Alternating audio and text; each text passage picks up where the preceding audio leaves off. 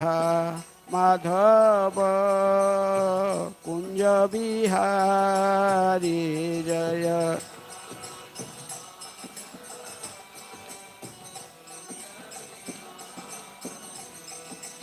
गोपीजन वल्लभ गिरिवरधारी जय। गोपीजन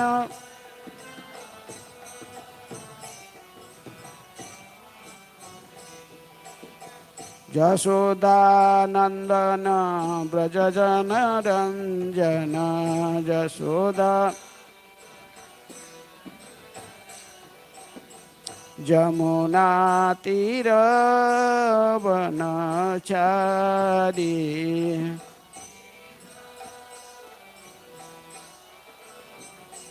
जय राधा माधव कुंज बिहारी जय।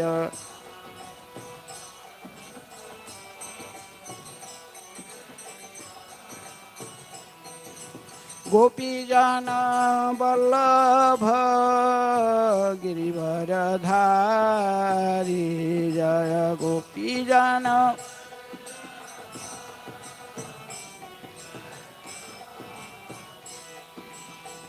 जशोदानंदन व्रजजन रंजन जशोदा। जमुना तीर वनचारी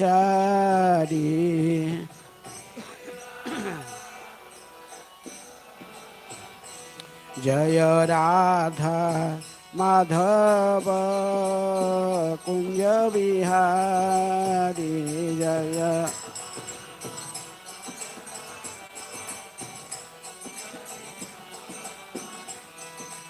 गोपीजन वल्लभ गिरिवरधारी जय। गोपीजन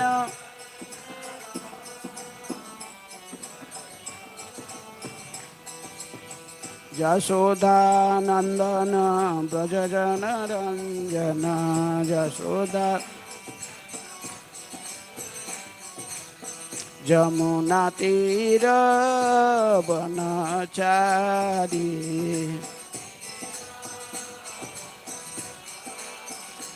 जय राधा माधव कुंज बिहारी जय।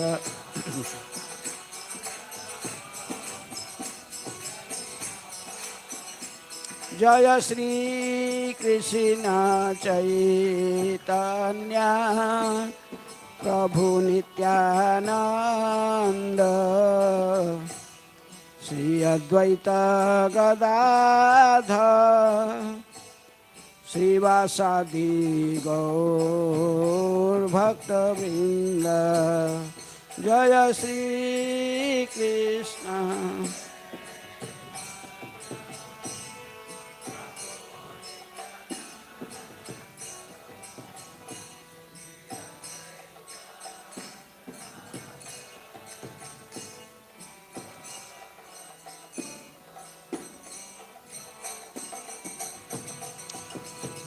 हरे Krishna Krishna Krishna Hare Hare Hare Ram Ram Ram Hare Hare Hare Krishna.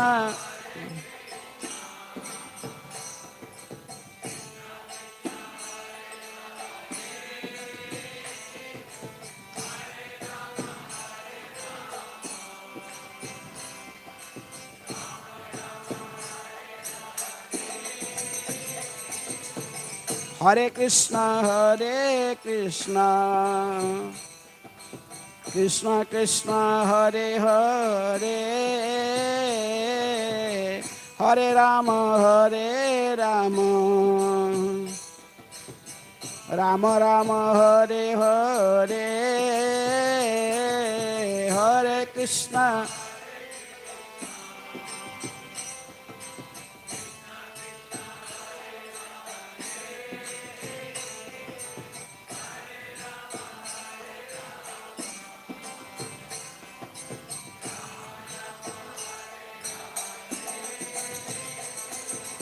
Hare Krishna, Krishna Krishna, Hare Hare, Hare Rama, Rama Rama, Hare Hare, Hare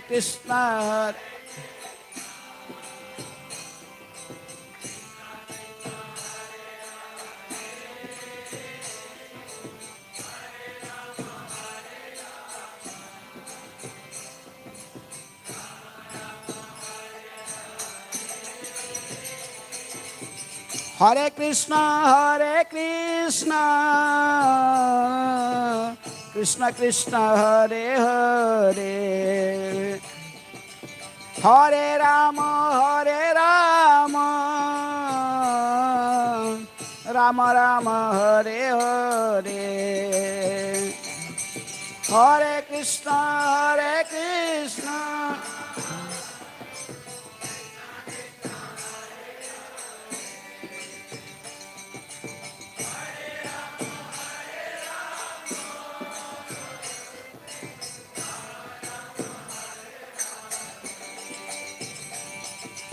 Hare Krishna, Hare Krishna,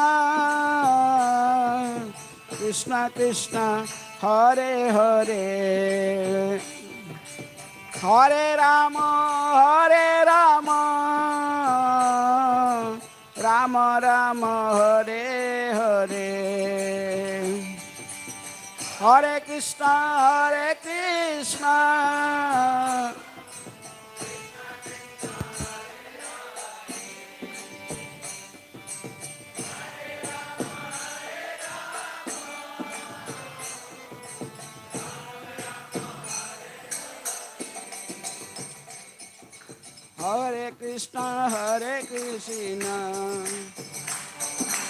Krishna Krishna, Hare Hare, Hare Rama, Rama Rama, Hare Hare,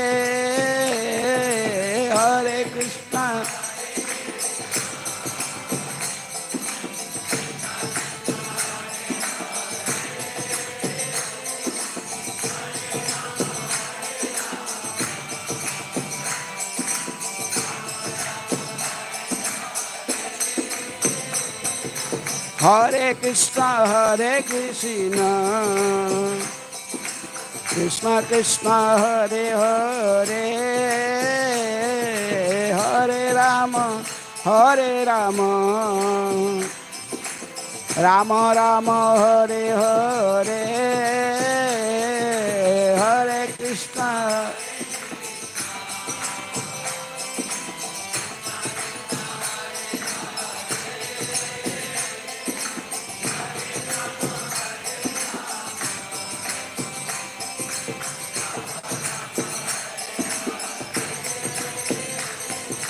Hare Krishna, Hare Krishna, Krishna Krishna, Hare Hare, Hare Rama, Rama Rama, Hare Hare, Hare Krishna,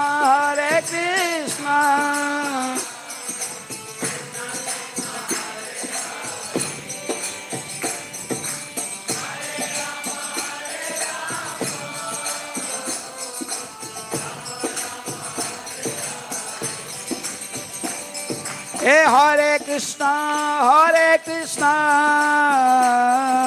Krishna Krishna, Hare Hare, Hare Rama, Rama Rama, Hare Hare,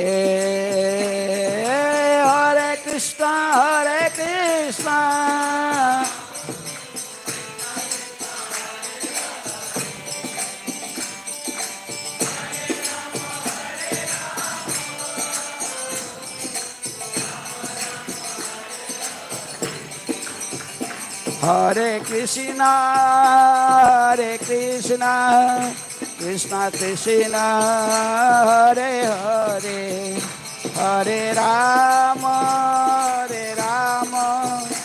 Ram Ram Hare Hare Hare Krishna Krishna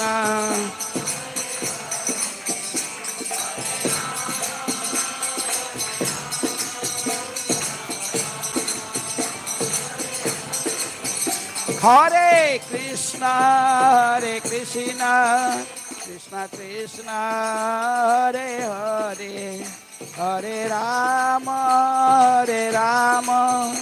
Ram Ram Hare Hare Hare Krishna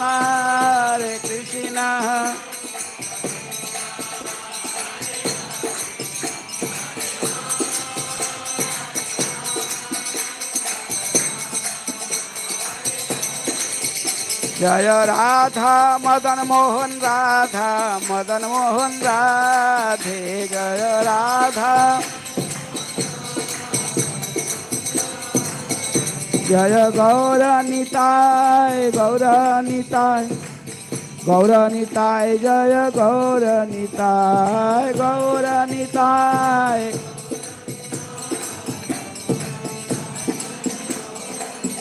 Prabhupada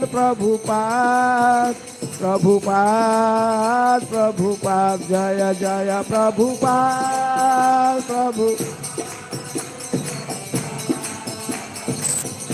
Nitai Gaur Hari बोल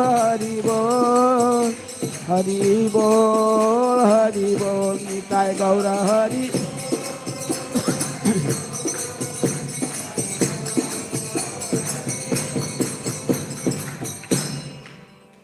जय विष्णुपाद परमहंस परिविराजकाचार्य अष्टोत्तर शतश्री श्रीमद divine grace Abhay Charanaravinda Bhakti Vedanta Swami Srila Prabhupada की जय।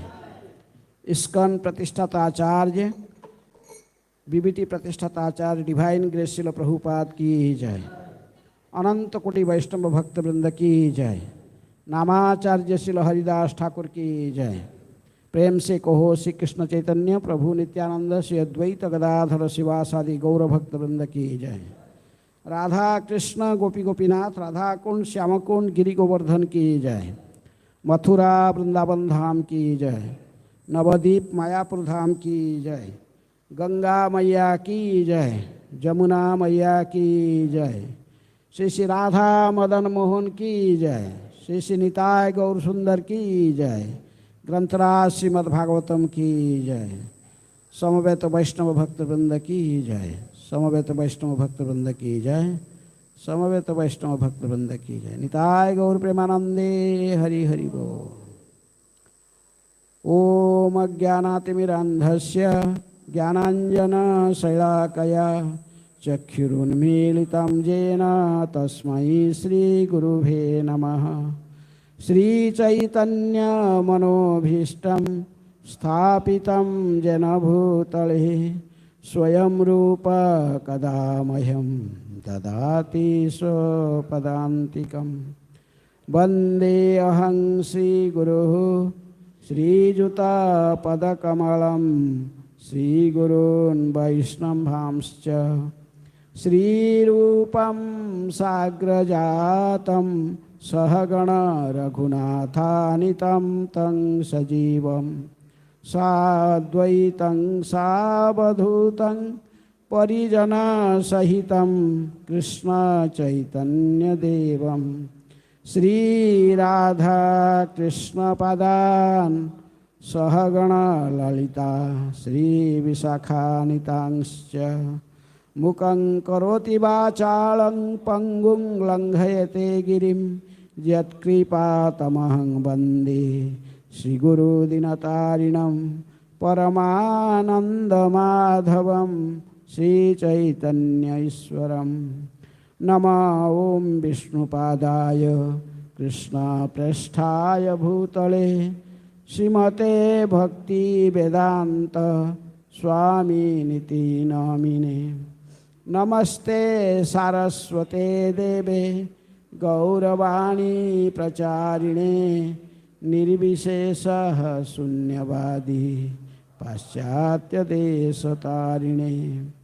नमो महावदान्याय कृष्ण प्रेम प्रदायते कृष्णाय कृष्ण चैतन्य नामिने गौरतिसे नमः।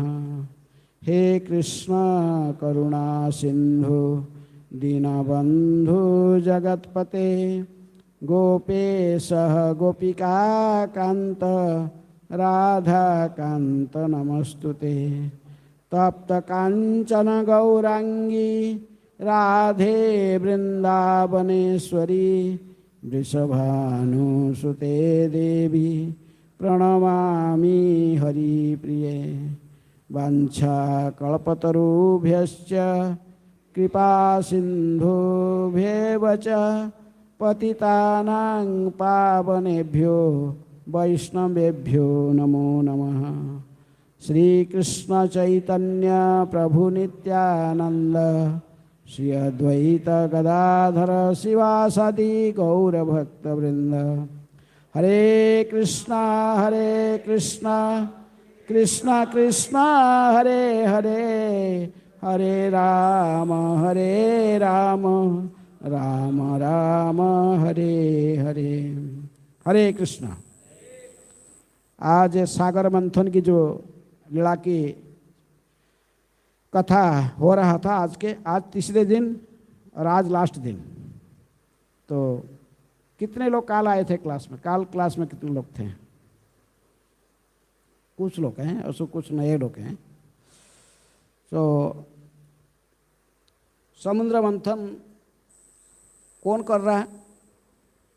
देवता और राक्षस लोग मिलकर भगवान विष्णु के कहने पर समुद्र का मंथन। कौन सा समुद्र का मंथन कर रहे थे?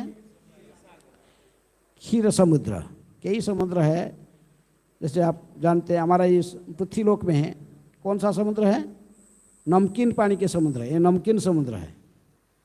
दूसरे किसी ग्रह में भी मीठा पानी के समुद्र भी है, और किसी ग्रह और को दूसरे अन्य लोक में गणा का जूस का समुद्र भी है, ऐसे वर्णन आता भागवत में।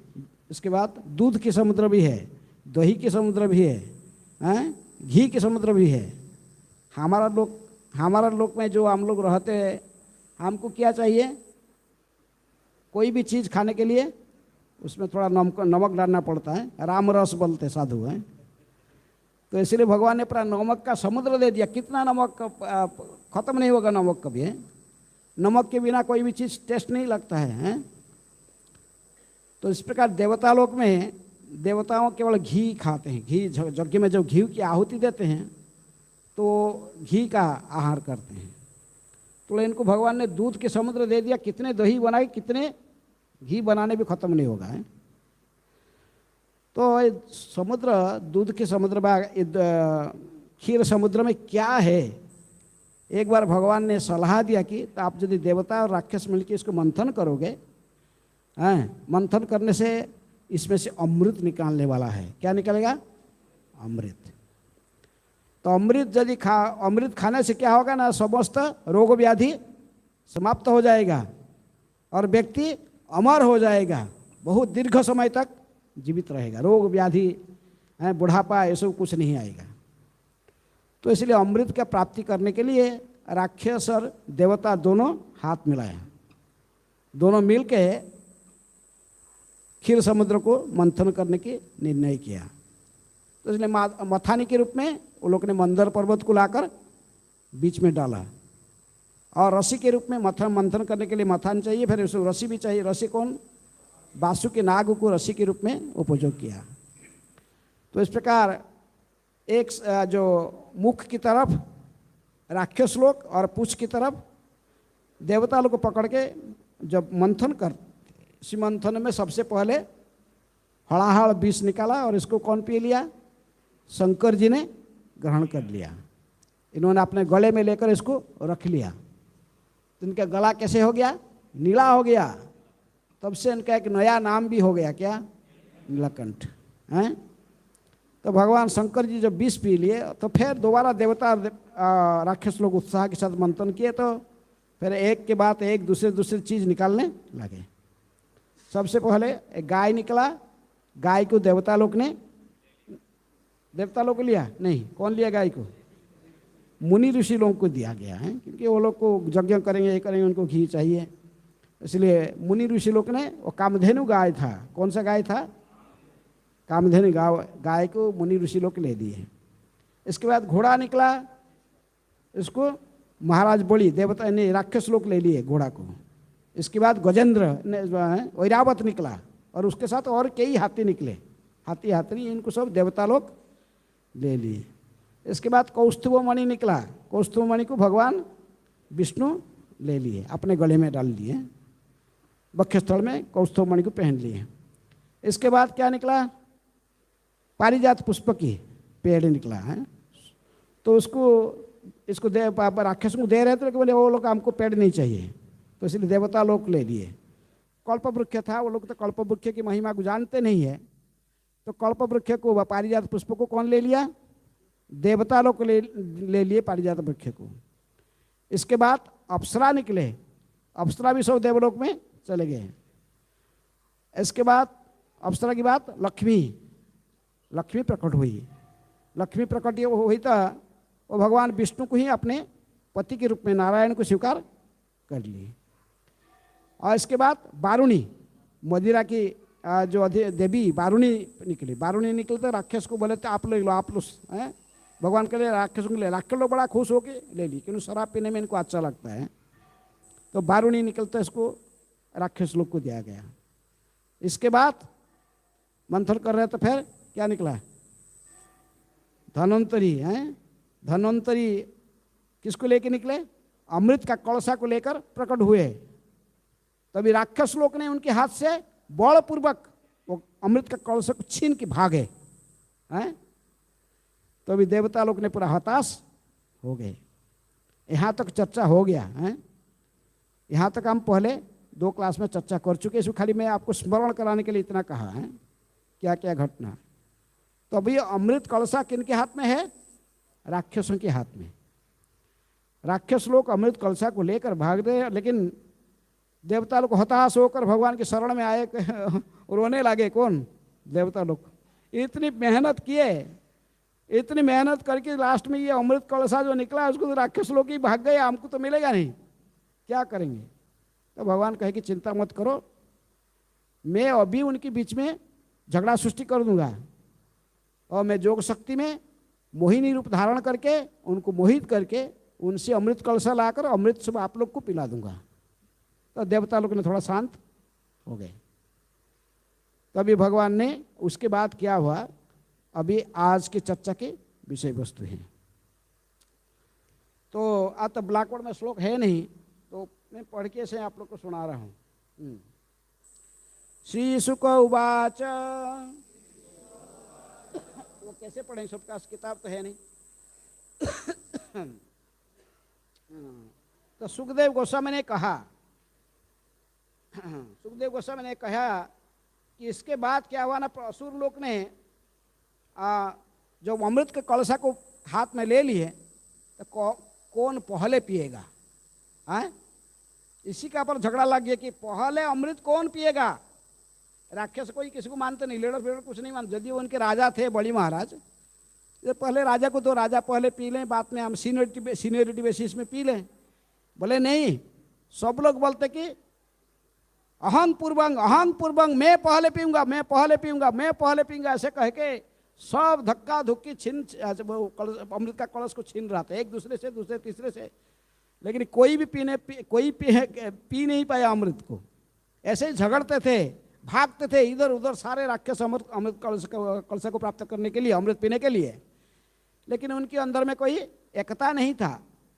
सभी लोग परस्पर में झगड़ते रहे, कौन पहले पिएगा, कौन पहले पिएगा।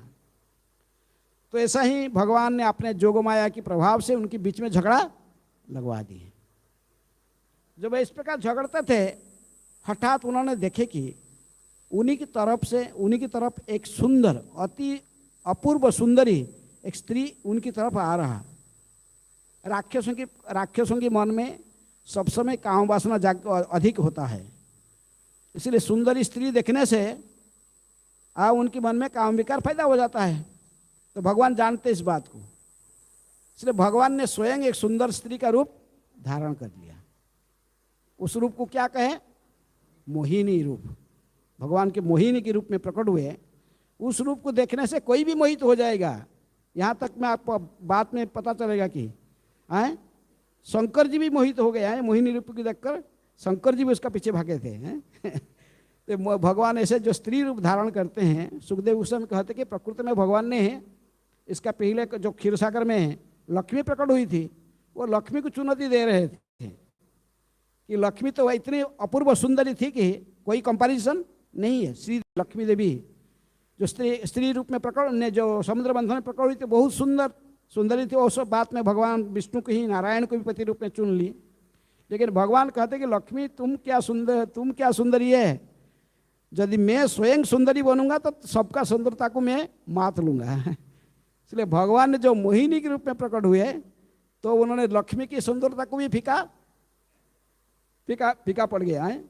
क्योंकि जो रूप बात में शंकर जी को भी मोहित करने वाला है, उस मोहिन रूप धारण किए। तो इसलिए राक्षस लोग मोहित होना कोई बड़ा बात नहीं है। तभी सुखदेव गोस्वामी वहीं से आगे प्रारंभ करते कि ओहो रूप हो धाम ओहो अस्या नवंबय इति ते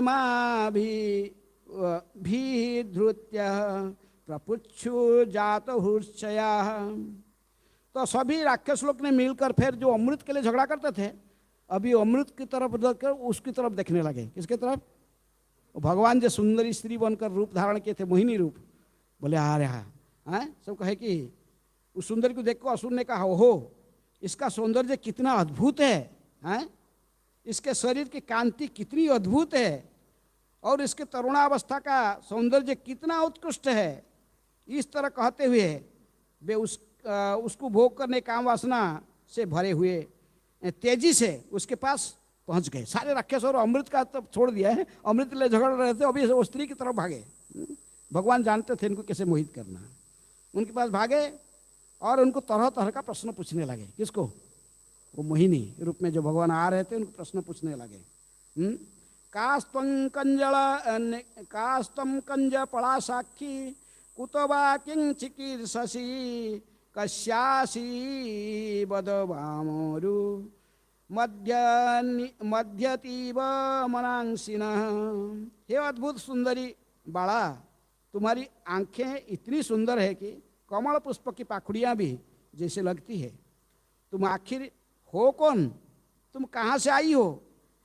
यहाँ आने का क्या तुम्हारा प्रयोजन है और तुम किसके हो? हे अद्वितीय सुंदरी, हमारे मन तुम्हारे दर्शन मात्र से ही विचलित हो रही है। कौन कहा? राक्षस लोग ने कहे। क्योंकि प्रभुपाद जी कहते कि ये प्रश्न पूछना कि तुम किसी की हो, राक्षस होने पर भी तुम लोगों ने ऐसे ही पूछा। क्यों? क्योंकि वो लोग जानते थे कि इसका लग रहा है कि शादी नहीं हुई, अभी युवती स्त्री है। और एक स्त्री कभी स्वतंत्र नहीं रहती है। जो बचपन में जब तक उसको शादी नहीं हुई तो वो अपने माता पिता की अधीनस्थ होकर रहती है। माता पिता के अधीनस्था से वो लालन पालन करके उसको बढ़ाते हैं। जब जवान हो जाता तो शादी हो जाता तो फिर अपने पति के साथ रहता है। यदि बुढ़ी हो जाती तो उस समय में उसके बड़े पुत्र जो होते हैं, बड़ा लड़के के साथ उनकी भरण पोषण वो करता है।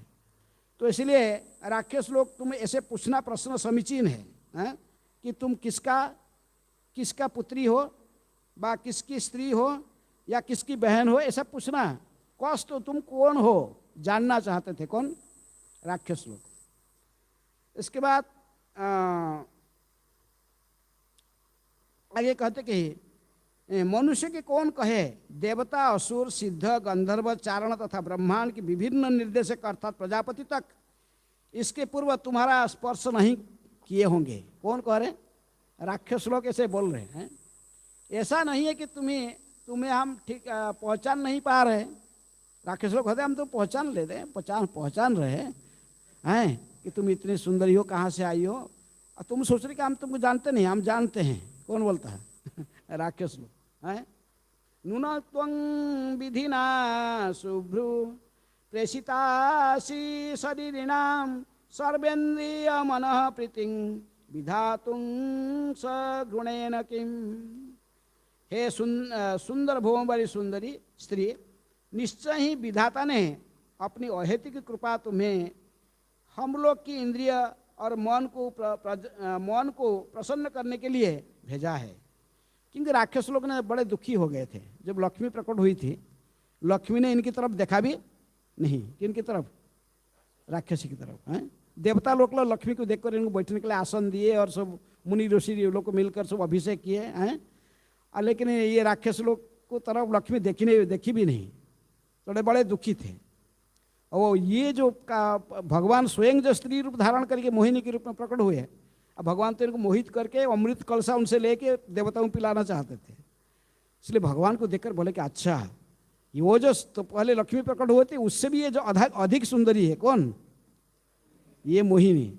अच्छा, ये हमारे तरफ देख रही है, हमको देखकर मुस्कुरा रही है, ऐसे कहे कि राक्षस लोग बड़े खुश थे हैं, मोहिनी के प्रति बड़ा खुश थे कि अच्छा है ये स्त्री अच्छा है। इसलिए कह रहे तुमको सब हम जानते हैं, तुम बहुत अच्छा है, हमारे तरफ देख रही हो हैं, लेकिन जानते नहीं कि भगवान के माया कैसे और इनको कैसे ठगेंगे, बात में पता तो लगेगा है। तभी इस समय देवता लोगों ने तो कहने लायक झगड़ते थे तो मोहिनी की तरफ देखे, मोहिनी को देखकर कहे कि सा तुम न स्वधर्म मानानाम एक वस्तुनि मानिनी जानती नां बंधु वैराणं संविधस्त्वं सुमध्य में। कहे कि देखो, अरे मोहिनी को बोल रहे कि देखो, इस समय हम लोग एक ही बात पर झगड़ा कर रहे हैं। किस बात पर? अमृत का कलश को लेकर परस्पर हमें शत्रुता में मग्न है।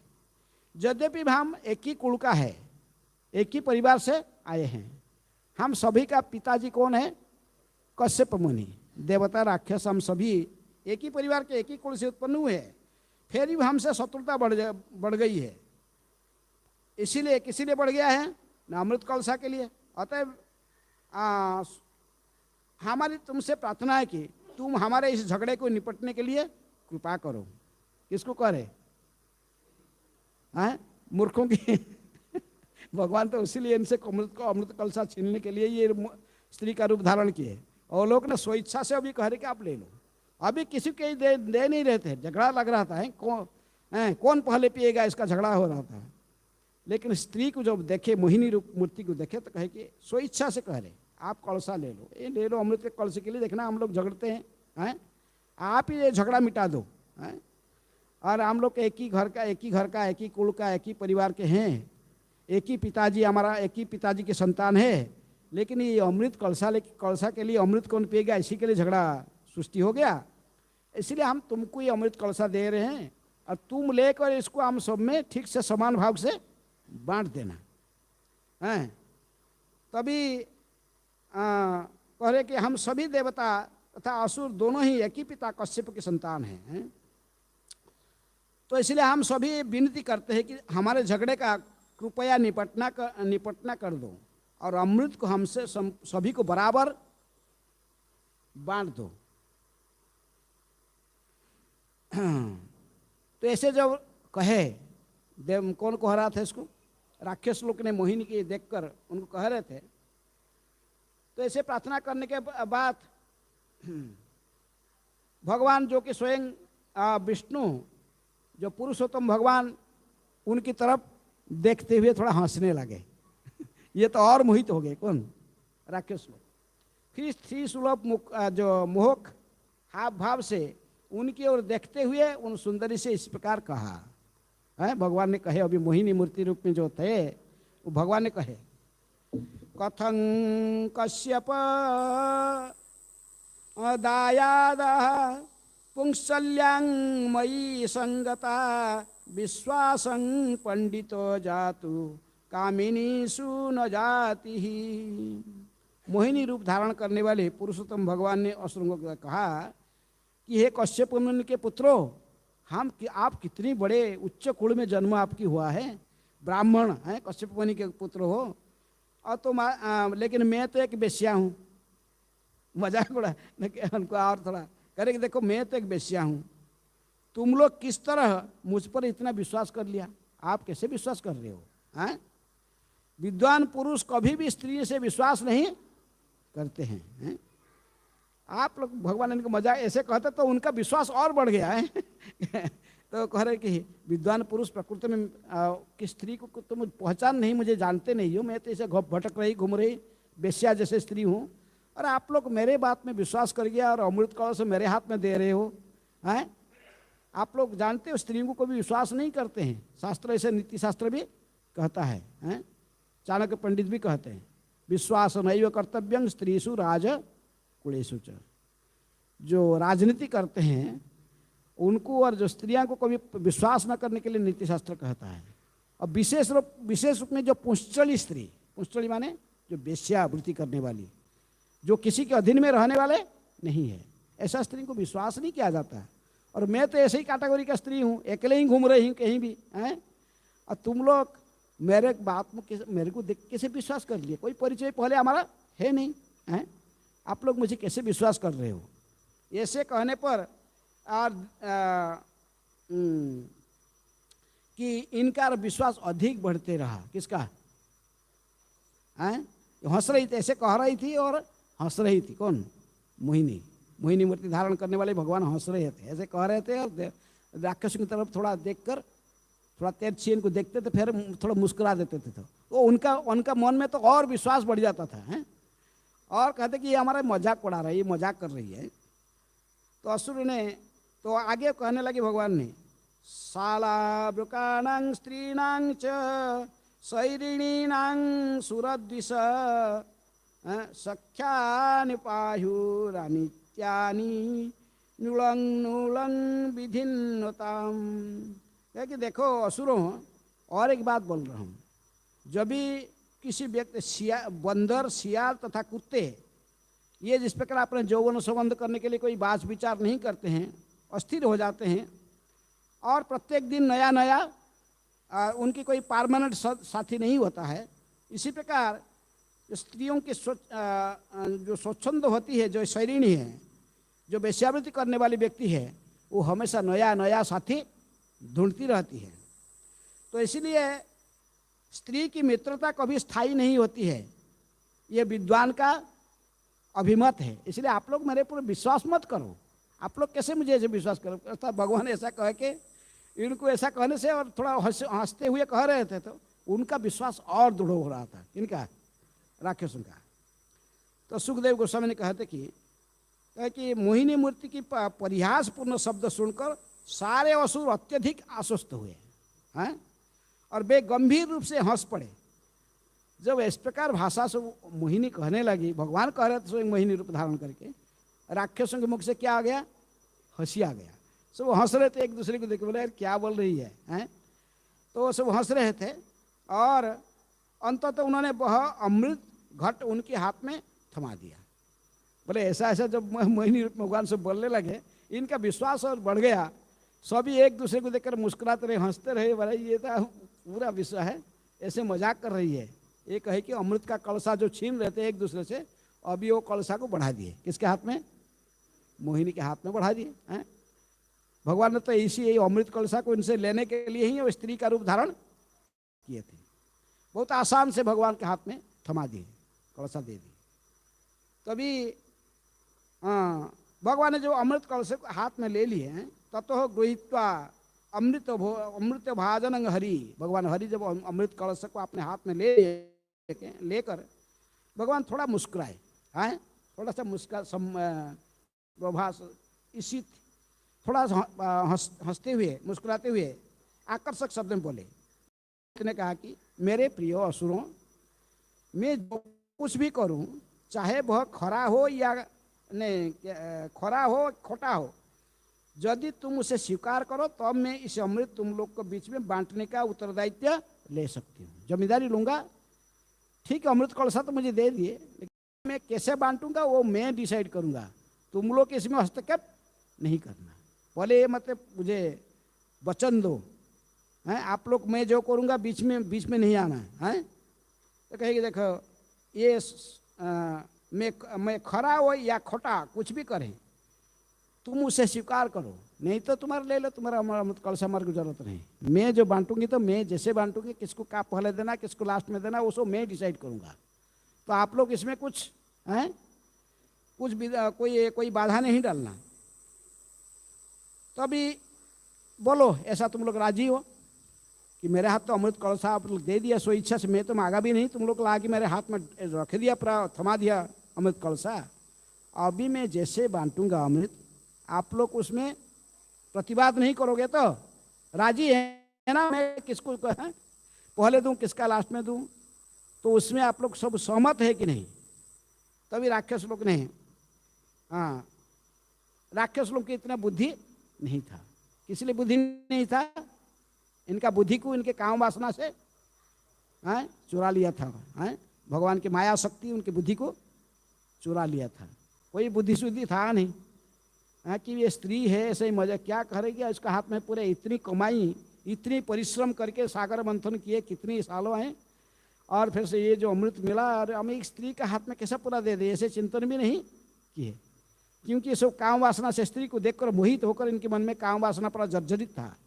इसलिए राक्षस लोग ने आसान से भगवान को दिए, और वो तो बुद्धिमान इतने नहीं थे, तो मूर्ति के मधुर शब्द में सुनकर उन्होंने तुरंत हाँ में हाँ भर दिया। हाँ हाँ चिंता नहीं, तुम जैसे बांटना हमारे सब राजी है हम।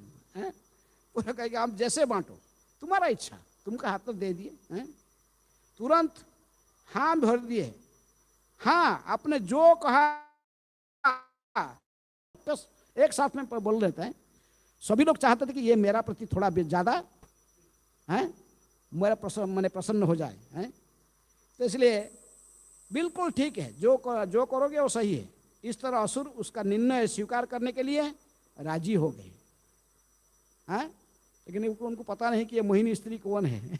ये जो स्त्री आ गया हमको मोहित कर लिया, हमारे तरफ थोड़ा देख कर हंस रही है, ऐसे मीठी मीठी बात करे, वो कौन है वो अभी तक पता नहीं किसको, राक्षस में बाद में पता चलेगा। अब तो अमृत पूरा बंट गया होगा। तो वे इस प्रकार जो हरता तो असुर तो देवता को कहा कि तो आप लोग उपवास करो, अमृत पियोगे, अमृत पीने का पहले थोड़ा कुछ सुकृति करना चाहिए। इसलिए तो असुर और तथा देवता ने उपवास रखा, बोला दिन में उपवास रखो, शाम को बांटा जाएगा अमृत, उपवास करो। और इसके बाद उपवास करने के बाद क्या करो, स्नान करो, पवित्र जल में स्नान करके बाद में थोड़ा यज्ञ में घी आदि आहुति भी देना चाहिए। वो लोग ने पूरा फास्टिंग रखा, फिर स्नान किया, इसके बाद यज्ञ में अग्नि जला, दोनों को बोले, राक्षसों को और देवताओं को दोनों आहुति डालो। और गाय ब्राह्मण तथा समाज के अन्य वर्ण क्षत्रिय वैश्य शूद्र सबके पात्रता के अनुसार कुछ दान भी करो, यज्ञ दान ये सब कुछ करो। तत्पश्चात असुर तथा देवों ने ब्राह्मण के निर्देशन में अनुष्ठान इसी प्रकार अनुष्ठान करके तब उन्होंने अपनी रुचि के अनुसार नए वस्त्र भी पहना है। अमृत पियोगे सब अच्छा से, इसके लिए प्रस्तुति भी होना चाहिए ना। प्रस्तुत अमृत पीने के लिए पहले उपवास करना, इसके बाद स्नान करना, फिर हवन कर यज्ञाग्नि जलाकर उसमें हवन करना। गाय ब्राह्मण सभी को, जितनी भी प्रजा है सभी को, ब्राह्मण क्षत्रिय वैश्य शूद्र सबका नाम बता गया, सभी को भी कुछ दान करना चाहिए कुछ हैं। और ऐसे दान धर्म करके तब उन्होंने अपनी रुचि के अनुसार फिर अच्छा से नया वस्त्र पहनो, पूरे एकदम ताज़ा, आज पूरे नया वस्त्र नए तो निकाल के उसको पहने जैसे जिसको रुचि है। और शरीर में सब अलंकार धारण करो, सब अलंकार धारण करके देवता लोग राक्षस लोग सब एक दूसरे से और ज़्यादा अच्छा से सजावट कर रहे थे। राक्षस सोचते कि हम अच्छे देखेंगे, और देवता लोग के पास तो जो था वो जो पहनते थे कुबेर का ट्रेजरी से सब ला के वो सब अलंकार पहन के उन्होंने वस्त्र अलंकार पहन के बैठे। और राक्षस लोग कहे कि आम कुछ कमी है ना क्या, उन्होंने भी बड़ी महाराज की ट्रेजरी में जाकर ढूंढे, वहाँ जितने जो अलंकार था सब राक्षस लोग भी पहने, शरीर के अलंकृत किया। और वे पूर्व दिशा को मुख करके कुशासन में बैठ गए। पवित्र पियोगे, अमृत पियोगे, अमृत पीना इतने आसान थोड़ी होता है, इतने बहुत वो पवित्र चीज़ है। इसलिए अमृत पियोगे तो आप अमर बन जाओगे, सभी प्रकार के दुख से मुक्त हो जाओगे, रोग व्याधि से भी मुक्त हो जाओगे। इसलिए सारे आसन डाल के, कैसे कौन सा आसन में बैठे? कुशासन। कुशासन को साधारणतः पवित्र माना जाता है। यज्ञ करने वाला कुश का, कुश ग्रास का एक मुद्रिका जैसे करके आंगुली में भी लगाते हैं, देखा ना, पवित्र माना जाता है। कुश ग्रास का ऐसे पानी में ऐसे डुबा के इसको छिड़कने भी वो गंगा जल के साथ समान माना जाता है कुश ग्रास की। तो इस प्रकार कुश आसन में सब बैठे, नया वस्त्र स्नान करके, दान धर्म करके, फिर अच्छा वस्त्र गहना पहन के हैं, और अभी सब बैठ गए हैं। गंगा स्नान करके शुद्ध होकर अभी बैठ गए। किसके लिए बैठ गए? अमृत पिएंगे। उस आसन में बैठे, मुख कहाँ किए? मुख किधर को किए? पूर्व दिक को मुख किए हैं, पूर्व को मुख करके सब बैठे। इसलिए जानना चाहिए खाने का समय कहाँ मुख करना चाहिए हैं। अभी कुछ नहीं, वैसे पहले वैदिक युग में सब जानते थे, अभी तो कहीं भी किधर को मुख करो है। जैसे डाइनिंग टेबल पड़ा हुआ रेस्टोरेंट में, वहीं से उधर को मुख करके बैठ गए हैं, है ना। कोई नियम पालन कर देगा, राक्षस लोग भी नियम पालन कर रहे हैं, किधर को मुख करके बैठे? पूर्व की दिशा को है, पूर्व दिशा को मुख करके बैठे अमृत पीने के लिए है। तभी सुखदेव गोस्वामी कहती है, राजन, राजन कौन है? परीक्षित महाराज को था। वो जो खाने वाला जो हॉल, अमृत पीने वाला हॉल, बहुत बड़ा हॉल था, बहुत विशाल और बहुत सुंदर डेकोरेशन किया गया था हैं? बहुत अच्छा कारपेट वाला डाला हुआ था, और सब पूरा हॉल पूरा फूल माला से सजाया गया था हैं? जो फूलों की माला में तथा दीपों, उस दीप भी सब जल रहा था। दीप सब शुभ के हैं, घी के दीप, ये शुभ माना जाता है। आजकल घी का दीप की तरह इलेक्ट्रिसिटी बस अपने आप जल गए हैं, लेकिन प्राचीन काल में शुभ रीति था। तभी उन्होंने दीपों की पूर्णतया सजाया गया था, और धूप के धुएं से जो सुगंधित धुआं, बहुत सुगंधित जो वासना उससे फैल रहा था, चारों साइड फैल रहा था। उसी समय अत्यंत सुंदर साड़ी पहने और पैल के झंकार करती हुई वो मोहिनी मूर्ति ने, वो स्त्री ने अत्यंत भारी नितंब के कारण मंद गति से चलते हुए उस सभा मंडप में प्रवेश किया। कौन? क्या था उसके हाथ में? अमृत का कलशा को लेकर पधारी, और उसकी आंखें युवावस्था के मद के विहोड़ थी, उसके स्तन जल से भरे हुए घड़ों के समान थे, उसकी जांघें हाथी की सूंड जैसा दिखती थी, और वह अपने हाथ में अमृत का कलश लिए हुई थी। ऐसे ही दृश्य, ऐसे ही सब लोग देखा।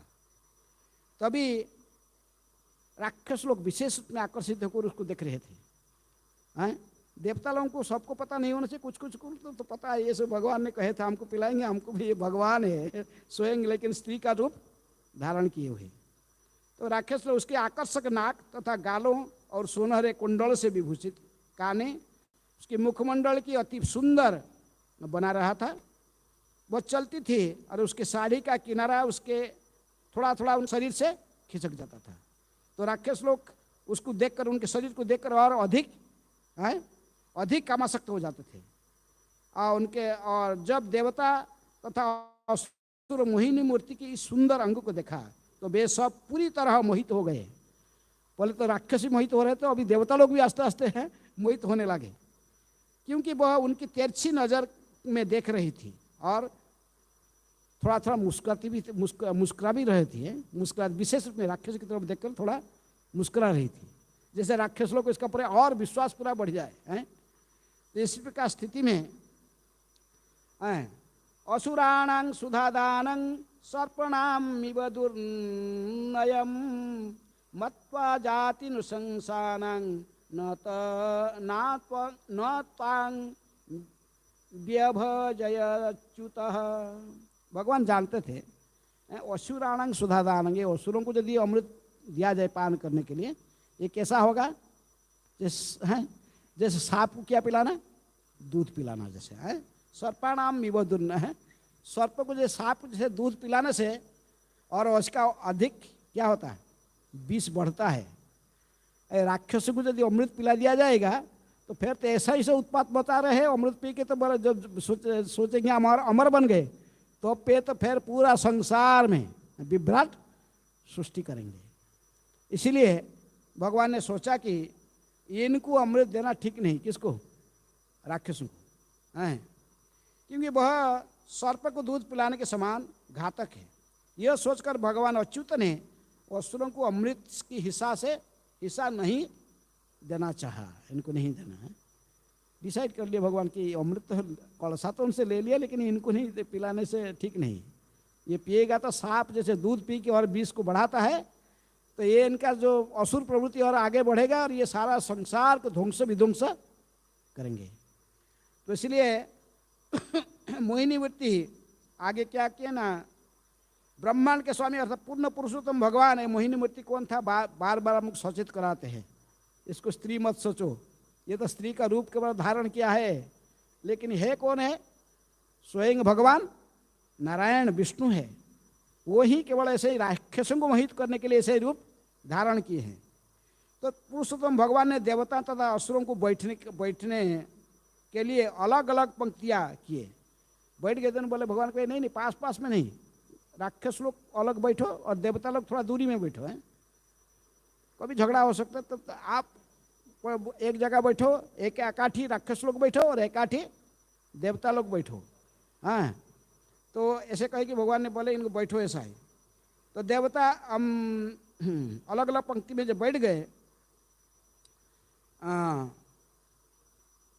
तभी भगवान ने अपने हाथ में अमृत का कलश लिए सबसे पहले राक्षसों के पास गए हैं। सबसे पहले अमृत का कलसा लेकर हंसते हुए राक्षस पकू गए, राक्षसों के पास गए। बोले आप लोग सब दैत बड़ा बहुत पुण्यात्मा हो, बहुत अच्छे हो। ये देवता लोग सब ऐसा ही है, झगड़ने वाले। इनको तो देंगे नहीं ज़्यादा, ये कंजूस है, इनको थोड़े थोड़े दे दूंगा और तुमको सब अमृत सब आप लोग को ही बांट दूंगा सब बात में। लेकिन इसलिए मैं पहले बांटूंगा, थोड़ा जाता हूँ देवता लोगों को थोड़े थोड़े लेके आ जाता हूँ, इसके बाद तुमको सब पिलाऊंगा। धैर्य धारण करके बैठो हैं। तो इस प्रकार अपने हाथों में अमृत का कलश लिए वह सर्वप्रथम असुरों के निकट आई और आपने अपने मधुर वाणी से उन्हें संतुष्ट किया है, मीठे मीठे बात कहने लगी। तो इस तरह उनके अमृत के भाग से उन्हें वंचित कर दिया। राक्षसों को ऐसे मीठे मीठे कहकर प्रकृति में भगवान ने इनको वंचित, तब उसने दूर में बैठी हुई देवताओं के पास गए और इनको ही सब अमृत बांटते रहे, देते रहे। राक्षस लोग पहले वचन दे चुके हैं, आप जो करोगे हम इसमें प्रतिवाद नहीं करेंगे। इसलिए सोच रहे थे क्या करेंगे, अभी यदि प्रतिवाद करेंगे हमारे वचन को खो दिए, पालन नहीं होगा। ये सोचकर राक्षस लोग ने कुछ नहीं बोल रहे थे, अमृत का भाग से उन्हें वंचित कर दिया। तब उसने दूरी बैठे देवताओं के अमृत पिला दिया, जिससे देवताओं की अशक्त जो कुछ भी रोग व्याधि था, बुढ़ापा, मृत्यु से मुक्त हो सके हैं। भगवान सोचे कि देवताओं को पिला दूं। ते पालयन्तं समयम् असुराः स्वकृतं नृप तुष्णीमासं कृतस्नेहा स्त्री विवाह जुगुप्सया। कहे कि हे राजन, क्योंकि असुर ने वचन दिया था कि वह स्त्री जो कुछ भी करेगी, चाहे न्यायपूर्ण हुआ या अन्याय, उससे वे स्वीकार करेंगे। अतएव अब अपना वचन रखने के लिए अपना संतुलन दिखाना था, और स्त्री से भी झगड़ा करना ठीक नहीं सोच रहे थे। कौन? राक्षस। हम झगड़ा करेंगे तो देखो वो भी हमारे पर थोड़ा प्रसन्न हो चुके हैं, फिर हमको सब छोड़ देगी हैं। तो इसलिए झगड़ा करना ठीक नहीं माना। देख रहे थे अमृत सारे बांट रही है, किसको पिला रही है? देवताओं को। राक्षस लोग देखते हुए भी चुपचाप बैठे थे, शांत होकर बैठे थे हैं। तो इस प्रकार असुरों को मोहिनी मूर्ति से प्रेम तथा उनके प्रति एक प्रकार के विश्वास भी हो गया था। किसको? राक्षसों को। मोहिनी मूर्ति के ऊपर पूरा विश्वास हो गया था, प्रेम भी हो गया था। तो इससे उन्हें भय से इसका साथ में जो संबंध बन गया है, संबंध फिर बिगड़ जाएगी, ये सोच के उसको कुछ नहीं बोल रहे थे हैं। संबंध कहीं डगमगा न जाए। अतएव उन्होंने उसके वचन का आदर सम्मान किया और ऐसा कुछ भी नहीं कहा जिससे उसके साथ उनकी जो मित्रता व संबंध बन गया है वो जैसे कोई बाधा सृष्टि न हो जाए। लेकिन एक राक्षस बहुत थोड़ा बुद्धिमान था, हाँ, वो था राहु।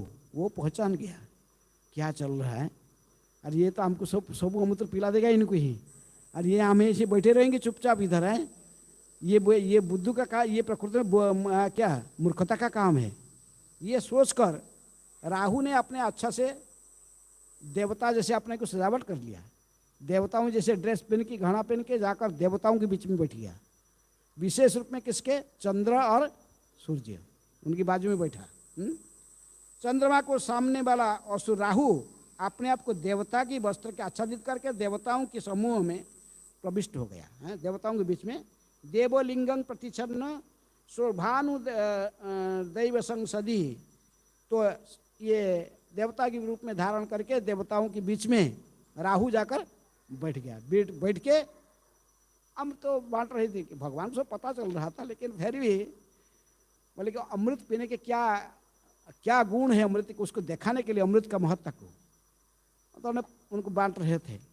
राहु भी बीच में, राहु का पत्ता में भी दे दिए हैं, राहु के प्लेट में दे दिए अमृत।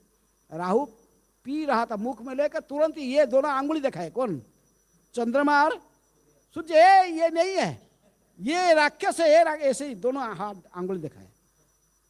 तो भगवान तो जानते थे। तो उस समय उसी अमृत बांटते बांटते सुदर्शन को बुलाए और वो सुदर्शन से उसके गला काट दिए। किसका? राहु का। लेकिन अमृत पी लिया था तो यहाँ तक चला गया था, गला तक पहुंच गया था।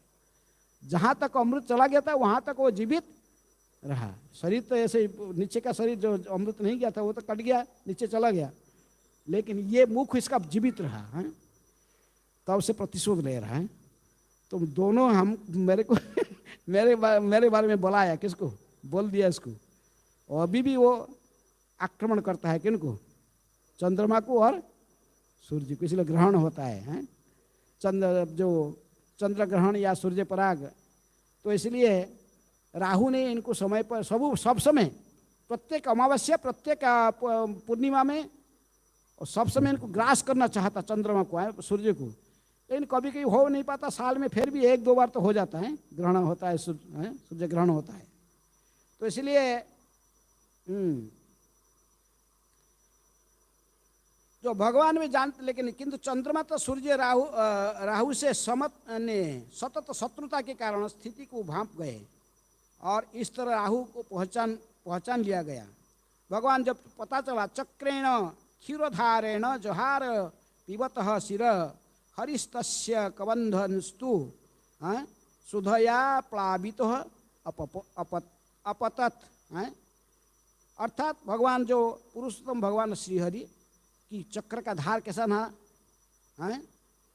चक्र के जो धार था छुरे के समान तेज धार वाले, किसी को भी काटने में समर्थ है।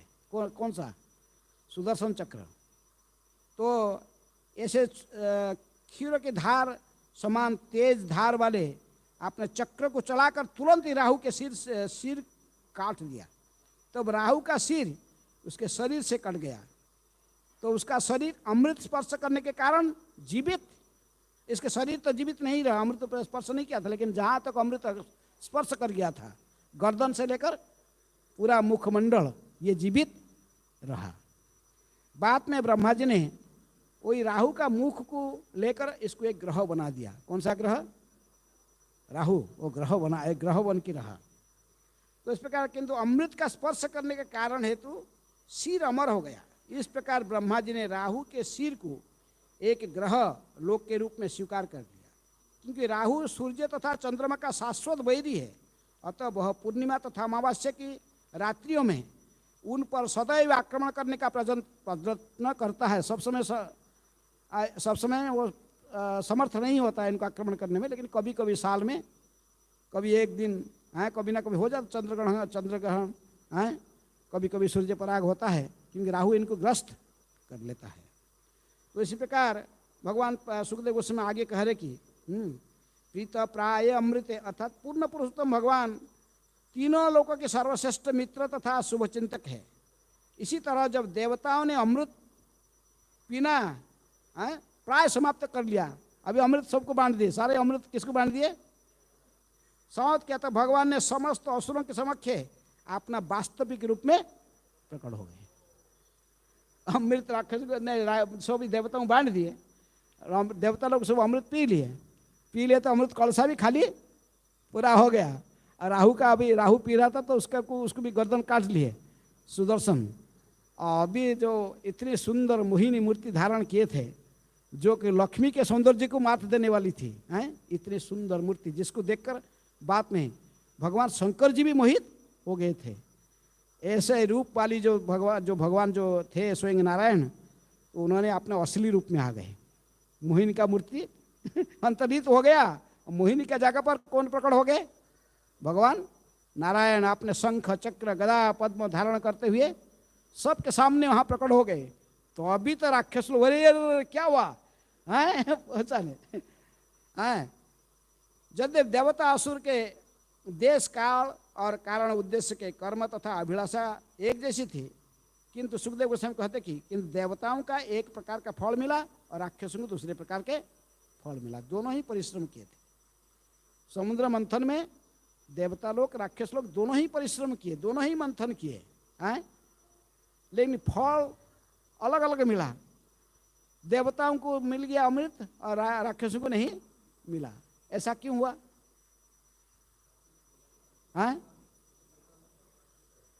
भगवान कहते गीता में ज यथा मांग प्रपद्यन्ते तंग तथैव भजाम्यहम्। चौथा अध्याय गीता के 11 नंबर श्लोक में भगवान कहते कि जो यथा मांग प्रपद्यन्ते तंग तथैव भजाम्यहम्, जो जैसे जैसे मेरी शरण में आता जैसे है तो मैं उसी प्रकार उसका प्रतिफल उसको प्रदान करता हूँ।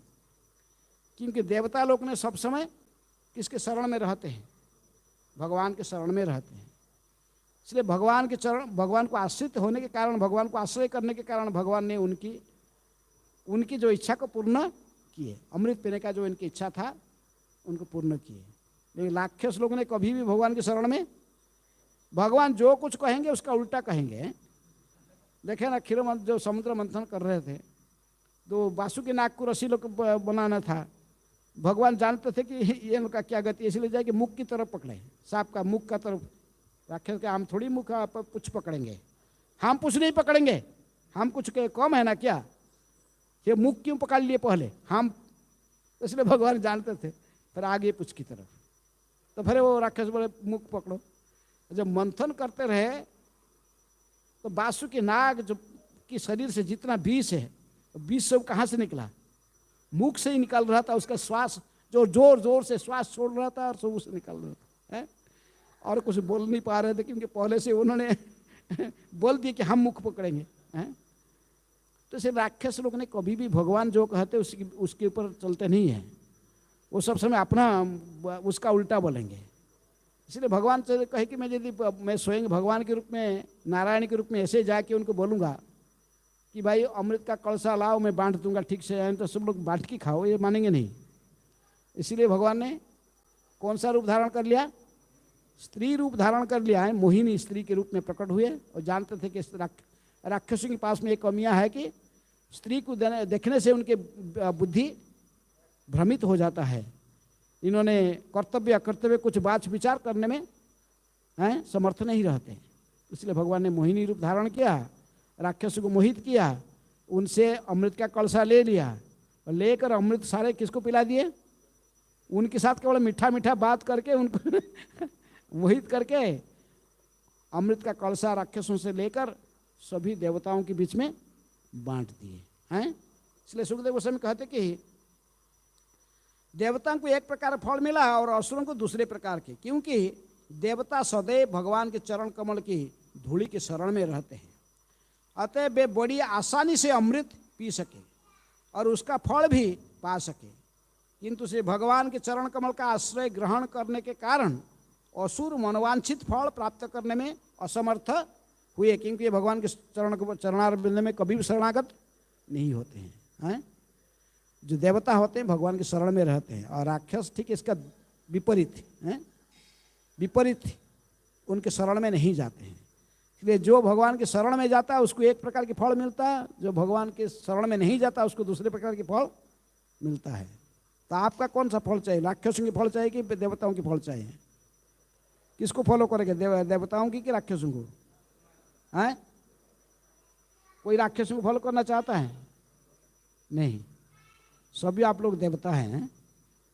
अच्छा है, तो इसलिए तो भगवान कहते नहीं, प्रभुपाद जी तात्पर्य लिखते कि भगवान कहते कि जो जैसे में जो जिस भाव से मेरी शरण में आता है मैं इसी रूप में उसको फल देता हूँ। हैं?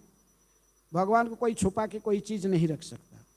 हमारा अंतःकरण में क्या चिंतन चल रहा है, क्या प्लान बना रहे हैं, कि सब कुछ तो मुझे पता चलता है। वो हमारी अंदर में ही बैठे हुए हैं ना। आपके अंदर भगवान बैठे हुए, कहाँ बैठे हुए देखा कभी? हैं? तो भगवान आपके अंदर ही बैठे हुए, आप देखे नहीं अभी तक? हैं? आपके जन्म से ही बैठे हुए, आपके हृदय में बैठे हुए। कहाँ बैठे?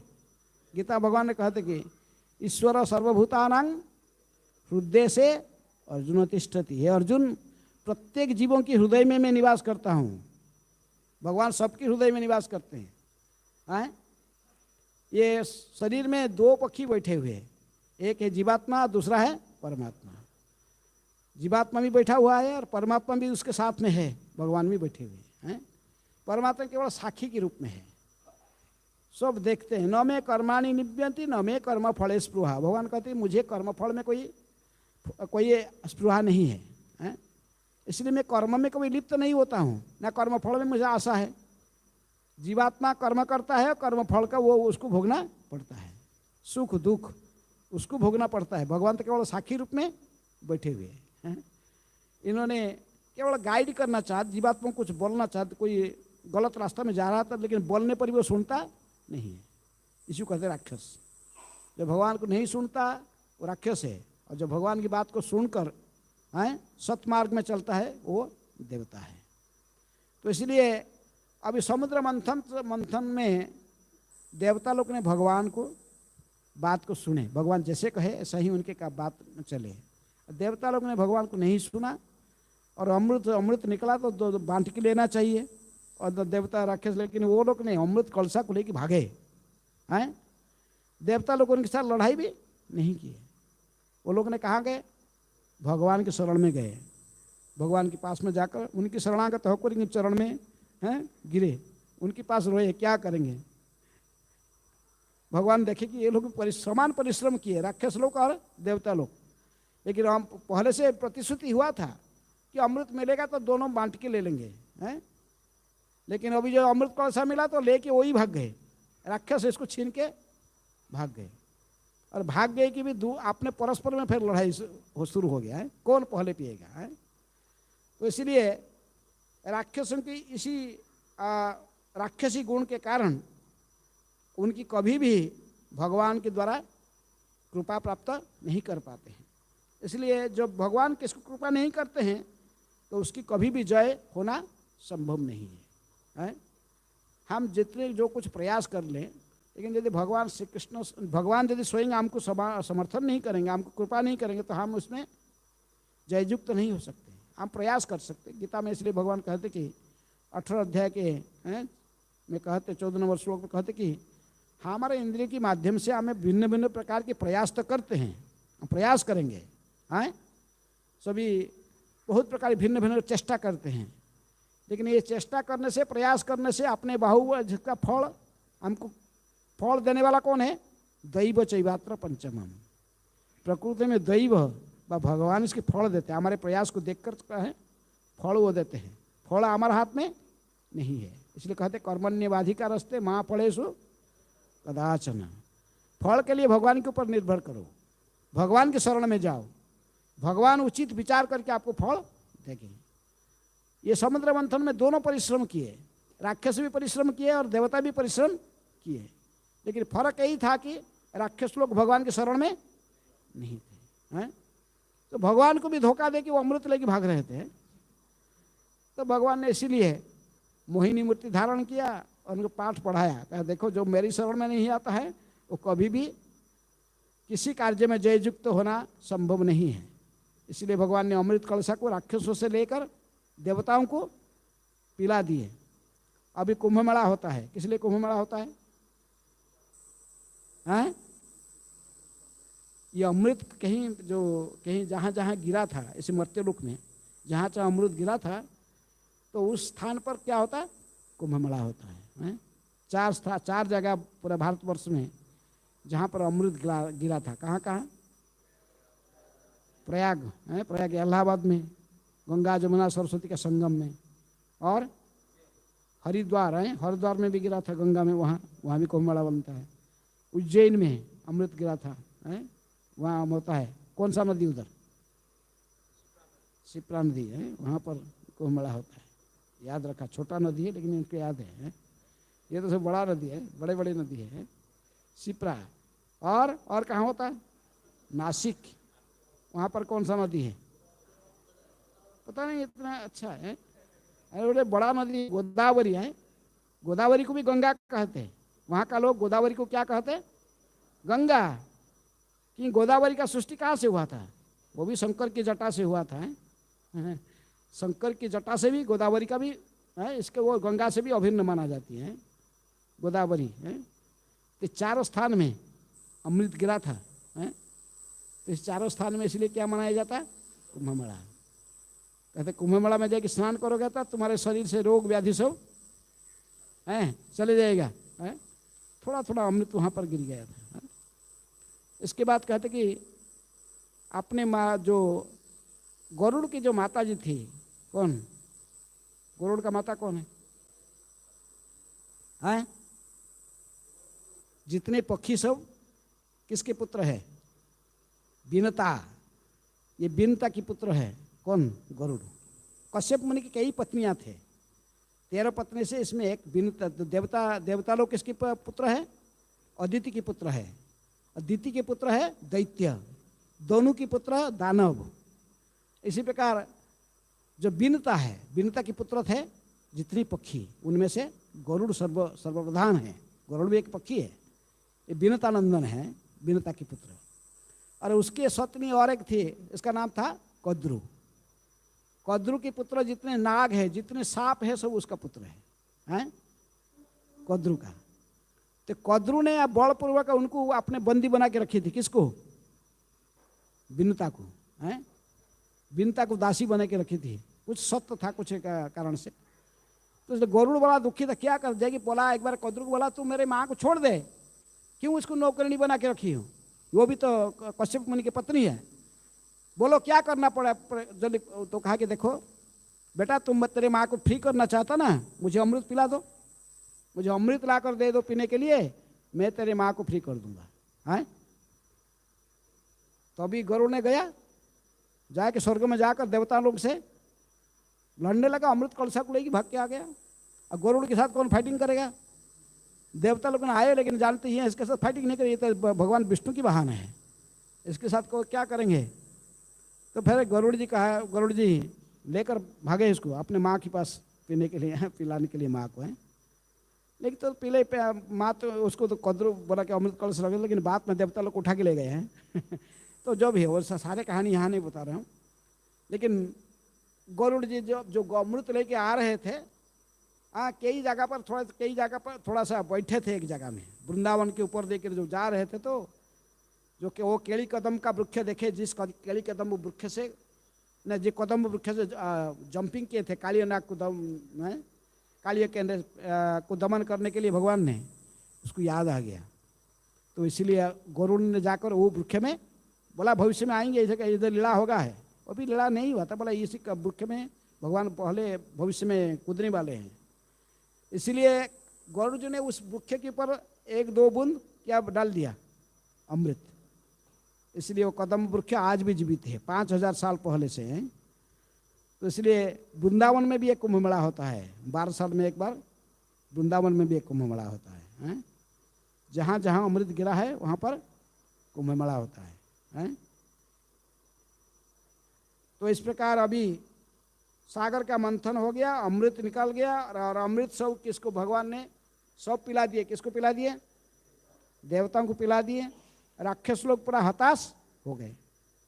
तो इसलिए सुखदेव गोस्वामी कहते कि जो कि मानव समाज में मनुष्य की धन संपदा तथा उसके जीवन की सुरक्षा के लिए मौन वचन तथा कर्म से विविध कार्य किए जाते हैं, किंतु ये सब कार्य शरीर के लिए व्यक्तिगत या विस्तृत इंद्रिय तृप्ति के लिए ही किए जाते हैं।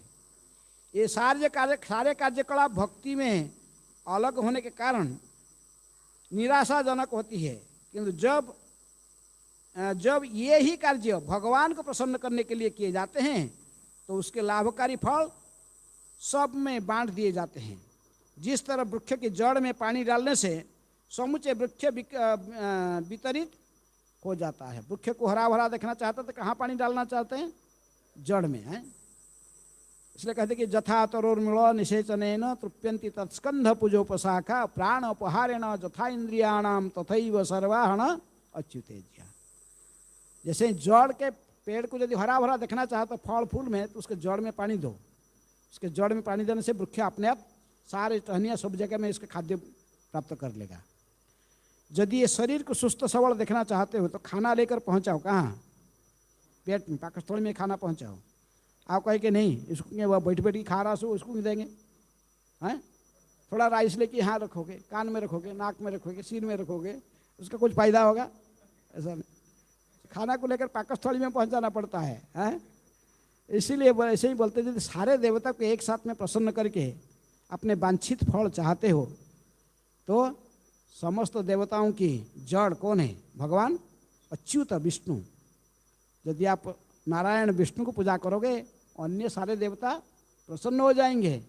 इसलिए भगवान ने अर्जुन के सामने दिखाया क्या? विराट रूप। देख अर्जुन, सब मेरे मुझ में है, क्या देखना चाहते हो? अर्जुन देखा, वाह, सब सारे 33 कोटि देवता सब कुछ भगवान के शरीर में है।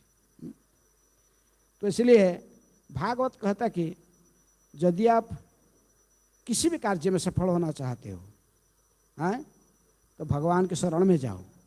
राक्षस की वृत्ति को छोड़ दो।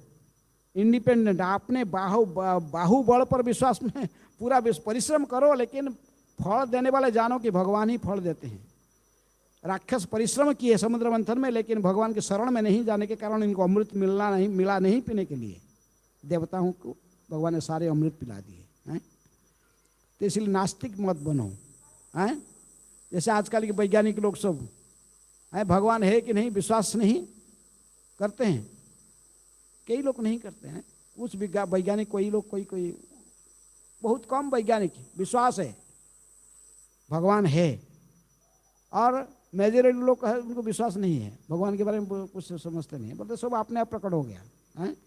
बिग बैंग थ्योरी है, अपने आप प्रकट हो गया।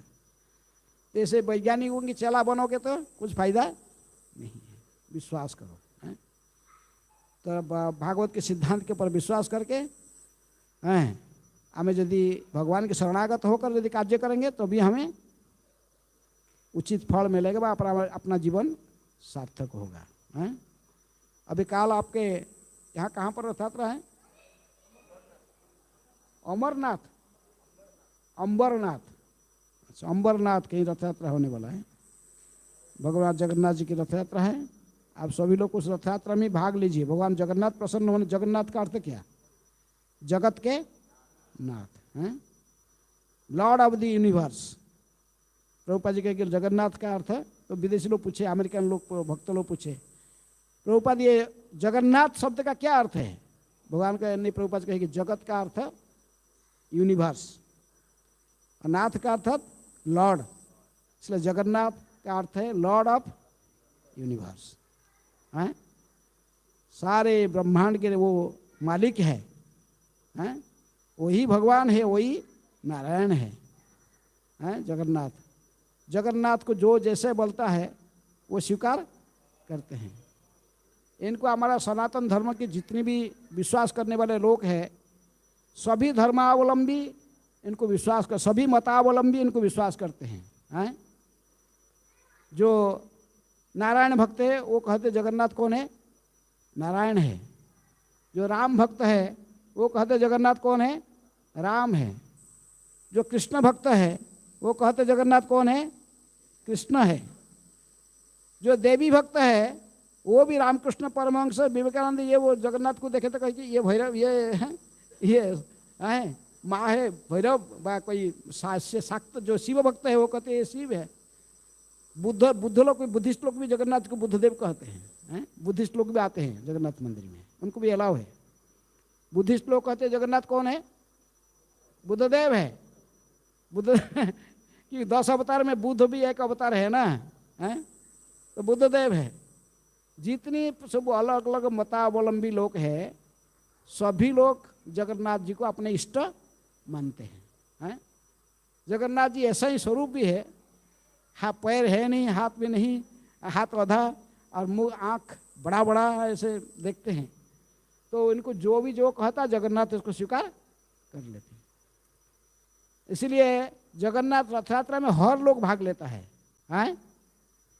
सभी लोग भाग लेते हैं। सभी लोग बोलते हैं जगन्नाथ भगवान हैं, जो किसी को भी विश्वास करे। जगन्नाथ को जो जैसे बोलता है।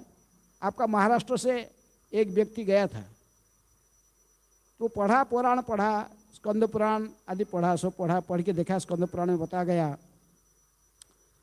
तो जो एक कली युग में भगवान जो है वो कहाँ रहते हैं? दक्षिण समुद्र के किनारे जगन्नाथपुरी में, नीला पर्वत के ऊपर मंदिर में बैठे हैं, मुख्य वहाँ मंदिर में जगन्नाथ है। तो सोचा था, तो महाराष्ट्र की था, सोचा था भगवान कौन है? महाराष्ट्र लोग किसको भगवान कहते हैं? सब घर घर में गणेश की पूजा करते हैं ना, जय गणेश जय गणेश जय गणेश देवा, माता जाके पार्वती, पिता सब लोग गणेश का पूजा करते हैं। तो वो सोचा तो देखा नहीं था जगन्नाथ को, पहले कभी देखा नहीं कैसा है। जब पढ़ा जो जगन्नाथ ऐसा, तो बोला जाऊंगा, मेरे भगवान उधर है। कहाँ है? उड़ीसा में है, पुरी में। बोला कि वो तो गणेश के रूप में बैठे होंगे और मैं जाऊँ दर्शन करूंगा। भाग चलते चल के गया इतने दूर से, महाराष्ट्र के कन्यारी गांव और कर्नाटक महाराष्ट्र के बॉर्डर में, वहाँ से गया पूरी बहुत दिन से पहुँचा, बेचारा महीने भर चलते चलते गया। उसमें ट्रेन फैन कुछ नहीं था, ट्रेन कुछ नहीं था। यहाँ से जाकर देखा बड़ा मंदिर, बड़ा खुश होकर है, पूरा गणेश का भजन करके जा रहा, तो सीधे मंदिर में घुस गया। घुस के जाके सामने गया, देखा जगन्नाथ, ये क्या है? काला काला है, काला रूप है, मुख ऐसे ऐसे एडी इतने बड़ा बड़ा, आँख है, आधा हाथ है, पैर नहीं है, ये क्या भगवान है? बड़ा दुखी हो गया। बोला इतनी 1000 माइल चल के आया और बेकार चला गया सारे परिश्रम, ये कोई भगवान है? बड़ा दुखी होकर फिर मंदिर से निकला। पुजारी लोग प्रसाद दे रहे थे, अरे प्रसाद ले, जो जगन्नाथपुरी आता है जगन्नाथ का प्रसाद, जगन्नाथ का भात दुनिया पसारे हाथ लो। बोला नहीं, मैं कुछ नहीं खाता हूँ, बेकार मेरा सारे परिश्रम बेकार गया, भगवान को दर्शन करने के लिए आया। ये क्या है बैठा, ये काला काला, ये बड़ा बड़ा आँख है, क्या ये? बोले तुम्हारे भगवान। तो दुखी होकर रोते वो मंदिर से भाग के सीधा भाग गया, 10-12 किलोमीटर सीधा भाग के जाके एक पेड़ का नीचे बैठा। पीछे बोला बैठ के सब शास्त्र सब निकला, सब जितने शास्त्र रखा था निकाल के सब देख रहा था। स्कंद पुराण, ये ब्रह्मांड पुराण, पद्म पुराण सब देखा, सब दिखे सभी जगह कह रहा कि भगवान यहीं बैठे। तो भगवान को बड़ा दया आया, जगन्नाथ जी को है, देखो बेचारा इतना दूर से आया, अभी इतना दुखी होकर वापस जा रहा है। भगवान ने इसलिए एक ब्राह्मण वेश धारण करके उसको कहे कि क्या भाई तू इतने दुखी क्यों? बोला मैं गया था भगवान दर्शन करने के लिए। तुम कहाँ से आया? ना महाराष्ट्र से आया हूँ। बोले तो भगवान दर्शन नहीं? बोला यार क्या भगवान उधर है, काला काला है, कितना बड़ा आँख है, आधा हाथ है, पैर नहीं, भगवान होता है। तो बोले तुम्हारा भगवान कैसे होता है? ना हमारा भगवान होता है लंबोदर है, गजानन है, गौरी नंदन है, विघ्न नाशक, ऐसे जो कहा कि गणेश भगवान हमारा गणेश है। तो ब्राह्मण रूपी जो जगन्नाथ थे कहे कि अरे तू तो जैसा बोल रहा मैं ऐसा ही देख के आया, अभी ऐसा ही रूप, तुझे कैसा नहीं दिखाई नहीं गया? तूने यहाँ से धूप में गया, धूप पे जाके मंदिर के अंदर घुस गया, इसलिए ये धूप में गया। धूप में जो देखो अंधार में घुसता तो वो सब काला दिखता है। तो सब काला देखा। तुम दोबारा जा, इतना रास्ता आया और फिर क्यों 10-12 किलो फिर चल के जाओ। हाँ, दोबारा फिर वापस आया। जगन्नाथ जी ने हेड पुजारी को और जगन्नाथ जो पुरी के राजा है उनको सब बोले देखो मेरे के भक्त इतनी हजार किलोमीटर चल के आया है और उसे मुझे ऐसा ही देखना चाहता है। कैसे रूप में? गणेश के रूप में। इसलिए स्नान यात्रा महोत्सव, स्नान यात्रा जो जगन्नाथ का जन्मदिन है उस दिन साल में एक बार इनको अभिषेक किया जाता है। किसको? जगन्नाथ जी को। जगन्नाथ जी को जो अभिषेक किया जाता है, अभिषेक के बाद इनको सजा देते हैं। कैसे सजाते हैं? गणेश के रूप में। स्नान यात्रा का पहला दिन पहुंचा था तो इसलिए स्नान यात्रा के वो फिर वापस आ रहा था दूसरा दिन में।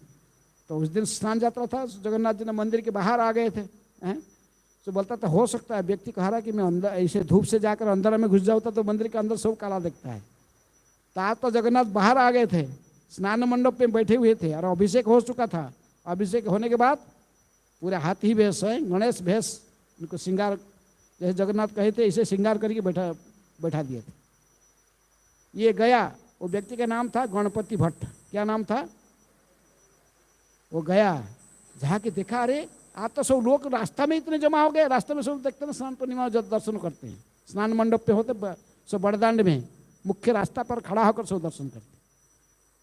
सब लोग पूरा भीड़ हो गई। ये भी जाके देखा क्या देख रहे हैं लोग, अरे ये तो मेरा भगवान बैठे है। और इतना खुश हो गया, नाचने लगा, जोर जोर से नाचा है।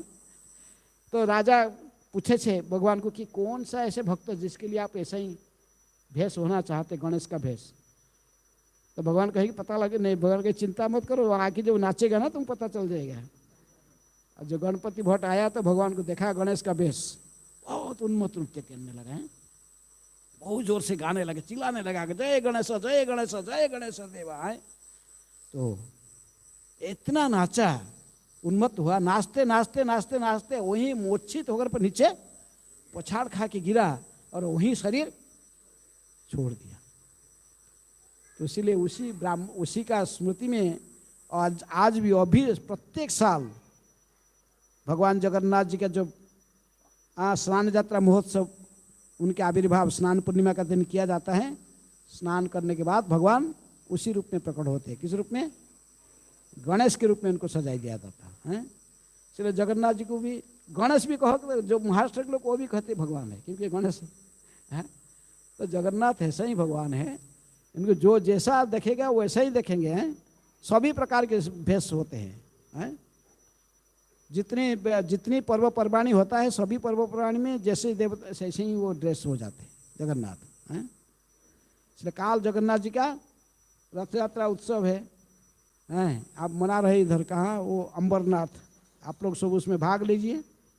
जगन्नाथ उत्सव में नाचना गाना और क्या खाना, प्रसाद खाना। सबका अच्छा लगता ना? नाचना गाना खाना किसको कम अच्छा नहीं लगता है? ये सबको अच्छा लगता है। लोग सोचते कि एक क्या करते इसको वाले, खाली नाचते गाते और प्रसाद खाते, ऐसे थोड़ी भगवान मिल जाते हैं। विश्वास है आपको ऐसे मिल जाएंगे? नाचना गाना प्रसाद खाना भगवान मिल जाएंगे? विश्वास है? फिर मुनि ऋषि लोग ने इतना तपस्या करते, इतने कोई इतना यज्ञ करता, दान करता, ये सब इतने सारे काम करते हैं, खाली नाचने गाने दे और भगवान मिल जाएंगे? कैसे विश्वास हो रहा है? नाचने गाने प्रसाद खाने भगवान मिल जाएंगे, कैसे विश्वास हो रहा है? विश्वास हो रहा है? विश्वास नहीं हो रहा है, इसको विश्वास नहीं है। विश्वास है पाई वे कृष्ण तर्के बहुदूर। ये जो तीनों कर्म प्रभुपाद जी ने कहा है, तीनों को चैतन्य महाप्रभु को है, प्रभुपाद जी ने कहे केवल चांटिंग डांसिंग फिस्टिंग भगवान मिल जाएंगे। कैसे मिलेंगे ना? ये तीनों चीज भौतिक दुनिया का नहीं है। भगवान ने अपने आध्यात्मिक जगत में गोलोक वृंदावन में भी यही करते हैं। क्या करते? नाचते गाते रास में है। प्रत्येक दिन रास रचाते हैं, रास में नाचते हैं गाते हैं। और राधा रानी कुकिंग करके रखती, बहुत फास्ट क्लास। किसका कुकिंग खाते? राधा रानी का कुकिंग खाते हैं। गोलोक वृंदावन में जो रहने वाले जो है मुक्तात्मा है, वो यही काम करते हैं। प्रभुपाद ने हमको जो हरे कृष्ण महामंत्र का कीर्तन करना सिखाया, ये कीर्तन ये भौतिक जगत का है नहीं। गोलोकेरो प्रेम धन हरिनाम संकीर्तन। हरिनाम संकीर्तन गोलोक से आध्यात्मिक जगत से आया है। जैसे हरिनाम संकीर्तन आध्यात्मिक जगत से आया, उस प्रकार नाचना गाना प्रसाद खाना ये भी सब वहीं से आया। कहाँ से आया? गोलोक वृंदावन से, आध्यात्मिक जगत से आया है। इसलिए आप भी यदि भगवान के नाम लेकर नाचोगे, गाओगे, कीर्तन करोगे, भगवान के प्रसाद खाओगे, आप भी जाके वहीं पहुंच जाओगे। हाँ, आध्यात्मिक जगत में। इसलिए सरल उपाय है। प्रभुपाद जी ने हमको कहा है, कलिजुग मनुष्य और कुछ नहीं कर सकेंगे, ये कर पाएंगे। खाने के लिए कोई थोड़ी मना करता है, और दूसरे टाइम में थोड़ा नींद आ जाएगा, कोई कोई भागवत क्लास में बैठते तो सो जाते हैं। लेकिन जो महाप्रसाद है, गोविंद कहे कि प्रसाद का प्लेट सामने रहेगा तो वो नींद आएगा? खाते खाते कोई सोता है?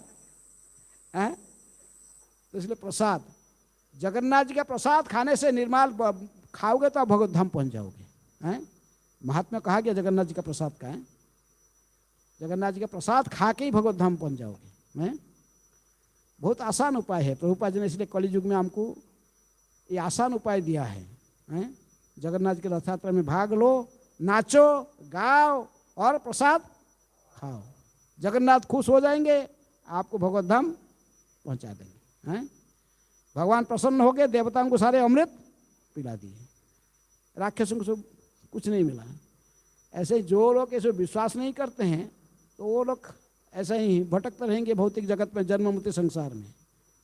लेकिन जो विश्वास करता है भगवान की शास्त्र में, भगवान में, साधु की वचन में, वो बहुत आसान से भगवत धाम पहुंच जाते हैं। ठीक है? हरे कृष्णा कृष्णा कृष्णा हरे हरे, राम राम हरे हरे। कीर्तन करने का समय नहीं, टाइम बहुत लेट हो गया, तो यहीं पर समाप्त करते कक्षा को। तो सब लोग जो लोग रथ यात्रा में भाग लेना चाहते हो, इनके साथ जोगाजोग करो। मंदिर का ये लोग पहुंचा देंगे, हम कैसे जाओगे सो उपाय को हम आपको बताएंगे। हैं? ठीक है? व्यवस्था करोगे जो लोग जाएंगे। किताब को खत्म हो गया बस। हरे कृष्ण। जय जगन्नाथ जय जगन्नाथ, जय जगन्नाथ स्वामी जय जगन्नाथ, जय जगन्नाथ।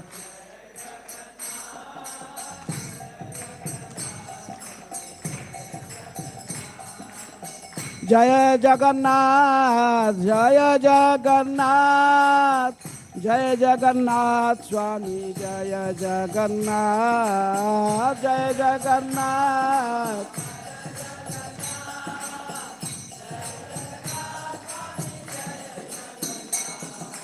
जय बलदेव जय सुभद्रा, जय बलदेव जय सुभद्रा, जय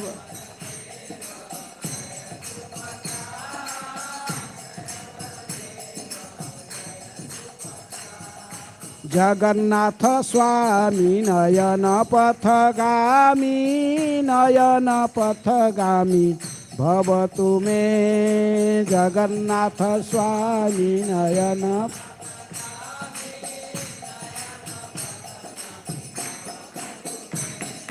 जय जगन्नाथ जय जगन्नाथ, जय बलदेव जय सुभद्रा, जय जगन्नाथ।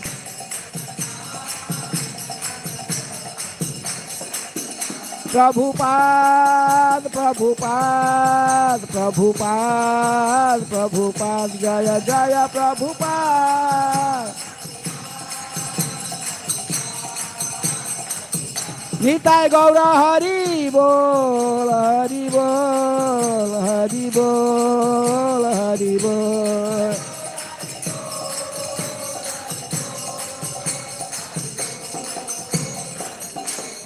जगन्नाथ बलदेव सुभद्रा महारानी रथ यात्रा महामहोत्सव की जय। श्रील प्रभुपाद की जय। हरे कृष्ण।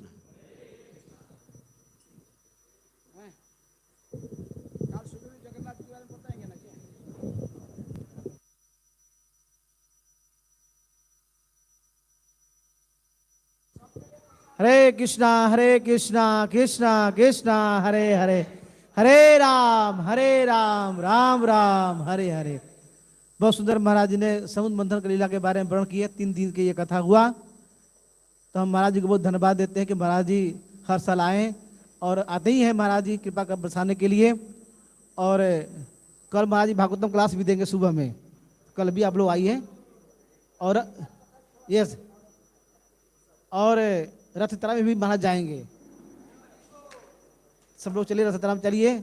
और दोपहर में है ना 11 बजे बस है ना, 11 बजे 12 बजे बस है। कितने बस है? दो बस है। तो 12 बजे बस यहाँ से जाएगी। सब लोग आइए, रथ में भाग लीजिए और जनाब जी की कृपा प्राप्त कीजिए। और सबके लिए महाप्रसाद है। प्रसाद जो काउंटर पर है, सब प्रसाद लेके जाएंगे। ये गोविंदा के सामने। यस,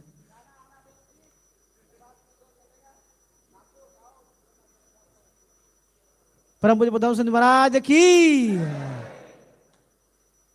हरे कृष्ण।